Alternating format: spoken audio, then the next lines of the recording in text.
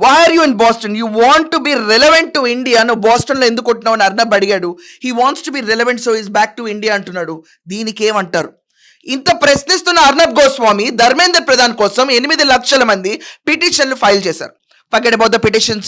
You might think they are bought. Okay, Mr. Arnab, I accept with you. But what happened with the NEET students? 23 లక్షల మంది students చాలా మంది suicide చేసుకుంటున్నారు, pressure భరించలేకపోతున్నారు, and వాళ్ళ preparation module మారుతుంది. Just simple re exam. Is it answer, mister Arnab? నాకు అర్థం కావట్లేదు. Just because you have a press, just because you have a hire voice doesn't make you stand long at all. Everyone will have their opinion like you. నీకు ఎంత strong opinion ఉందో అందరికీ అంతే strong opinion ఉంటుంది. ఒకవేళ అభిజీత్ దీప్కే ఎయిర్పోర్ట్కే గనక ర్యాలీలుగా జనాలు వస్తే అది ప్రజాస్పందన, లేకపోతే వాళ్ళని కూడా పాకిస్తాన్ నుంచి, మలేషియా నుంచి, అమెరికా నుంచి ఎన్జిఓ గ్రూప్ స్పాన్సర్ చేసి పంపిస్తున్నారా? ఇండియన్స్ వచ్చినా కూడా ఇదే పేరు పెడతామా? లేదు, వాళ్ళు పాకిస్తాన్ నుంచి మొన్నే వీసా తీసుకుని ఇండియాలోకి వచ్చి ఇండియాలో అన్రెస్ట్ క్రియేట్ చేయడానికి ఈ ప్లాట్ఫామ్ ఎన్నుకున్నారని చెప్తారా? దీనికోసం మనం ఖచ్చితంగా వేచి ఉండాలి.